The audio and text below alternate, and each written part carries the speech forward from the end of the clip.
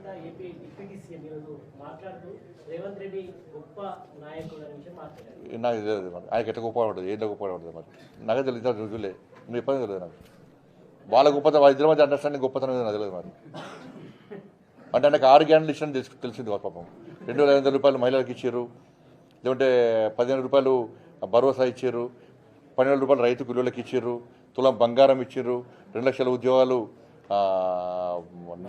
భర్తీ చేశారు, లేకుంటే 4,000 రూపాయలు నిరుద్యోగ బుద్ధిస్తున్నారు, 40 రూపాయలు ఆసార పెన్షన్లు ఇస్తున్నారని తెలిసింది కావచ్చు ఆయనకి. ఇట్లా రెండు పక్క చోళ చెప్పారు కావచ్చు ఆయనకి.